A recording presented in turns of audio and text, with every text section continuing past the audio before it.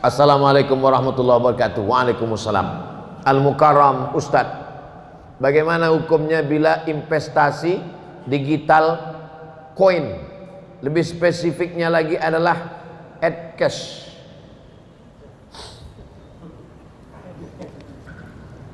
Dulu awal-awalnya jual belinya, bapak punya padi, saya punya ikan.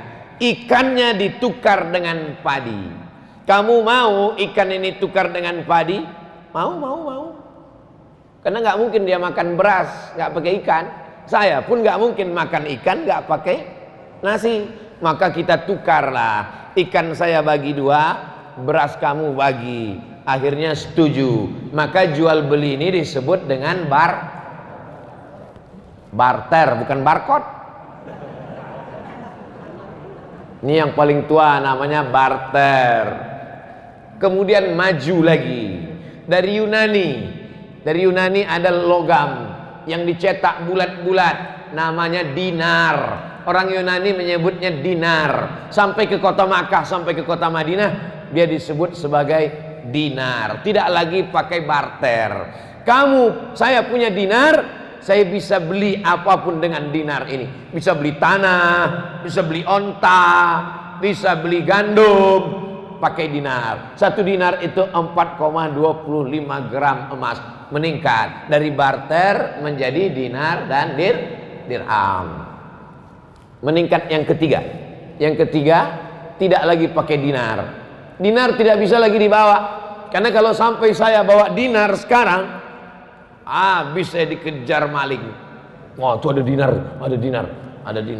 Pakai cincin emas aja sekarang dirampok orang. Bukan diambil emasnya, sama jari-jarinya dia potong.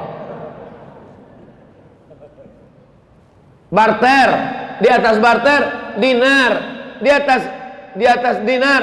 Ini yang ketiga, keluarlah apa yang disebut dengan uang kertas.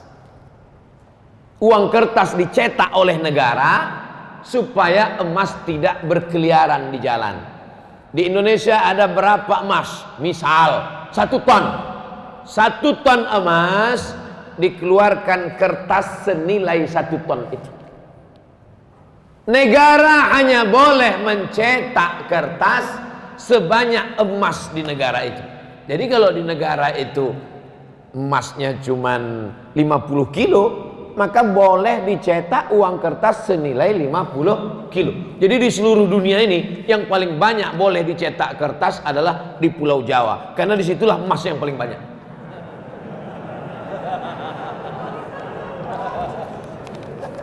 Lalu kemudian Amerika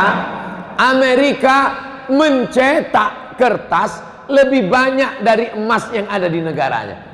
Ini yang pertama kali melanggar di dunia ini, Amerika. Dia cetak kertas, ternyata nilai emasnya tidak sebanyak itu.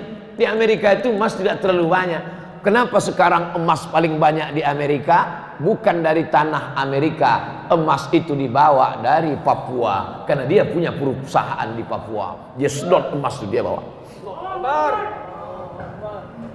Lalu kemudian Amerika melanggar itu. Dia cetak kertas banyak-banyak, emasnya tidak sesuai dengan itu. Tapi karena dia punya kekuasaan, dia menguasai dunia, akhirnya boleh negara mencetak uang kertas walaupun tidak senilai dengan emas yang ada di situ. Sudah 3. Barter, dirham, dinar, kertas. Sekarang puncaknya yang keempat. Ini yang disebut dengan duit digital. Digital money.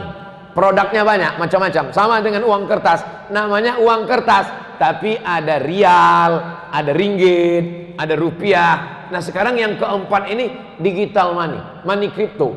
Jadi macam-macam dia. Duitnya nggak ada. Kalau kertas tadi masih ada kertasnya. Ini kertas. Yang ini digital money. Uangnya tuh di alam gaib. Nggak ada. Tapi dia punya. Adanya cuma di handphone, cuma di laptop, disimpan di suatu tempat. Maka kesepakatan pertemuan ulama di Universitas Darussalam Gontor Ponorogo ketemulah di situ pakar-pakar ekonomi Islam. Kesepakatannya dua. Yang pertama, sebagai alat tukar bisa.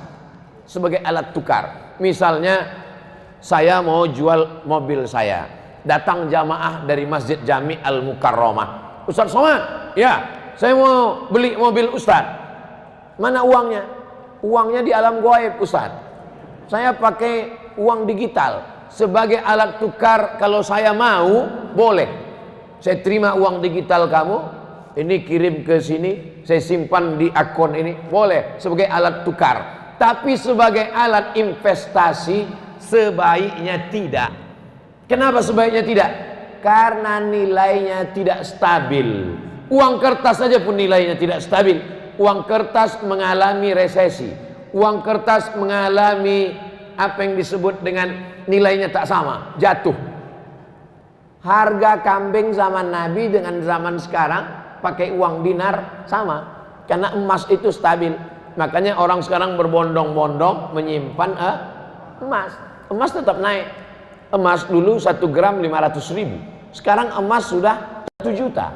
Nanti berganti zaman, berganti. Sedangkan uang, makanya kalau ada orang minjam uang, saya pinjam uang kamu 100.000 tahun 2020, dibayar tahun 2030 dengan 100.000, mau apa enggak?